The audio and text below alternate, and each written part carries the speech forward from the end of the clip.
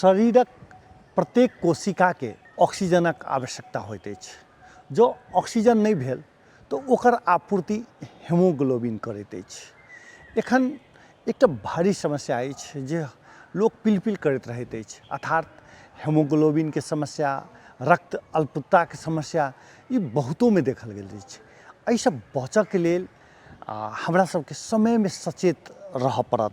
खासकर शरीर में लाल कोशिका अर्थात हेमोग्लोबिन के कमी नहीं हुआ तै पर ध्यान देव पड़त। रक्त अल्पता कारण सब भोजन में लौह तत्व अर्थात आयरन के कमी भेला पर, पेट में परजीवी वा जीवाणुक संक्रमण भेला पर, जेना चाली वा अन्य चीज पेट में भेला सँ ओ खून चूसैत अछि, ताहिसँ सेहो होइत अछि। गर्भवती अवस्था में पौष्टिक तत्वक कमी भेला पर, बच्चा सब में पौष्टिक तत्व कमी भेला पर, बढ़ैत उमेरक धियापुता के पोषण कमी भेला पर, रक्त अल्पताक लक्षण सब जी, ठोरक भीतर भाग, आँखि आ नह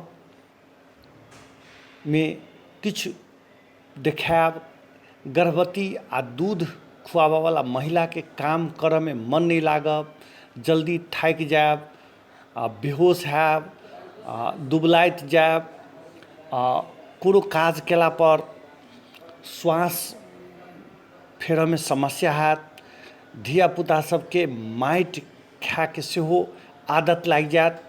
जँ अहाँके रक्त अल्पता अइ ताहिसँ बचऽ के लेल कलेजी, माछ, मांस, अंडा, अन्न, दालि आ मटर प्रशस्त मात्रा में खाय पड़त। विटामिन सी युक्त भोजन जेना लताम, कागती, समतोला, साग पात, धात्रिक ई सब खाय चाही। डॉक्टरक सलाह में नियमित रूप से आयरन टैबलेट सेहो खेला से रक्त अल्पता से दूर जायल जा सकैत अछि।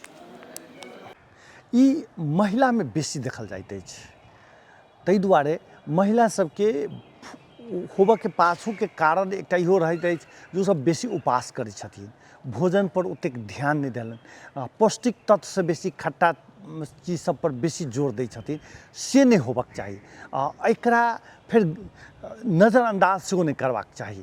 जखने बुझाय हेमोग्लोबिन कम अइ तऽ ओकरा तत्काले उपचार में जायके चाही, एकर समस्या के समाधान दिस जेबाक चाही।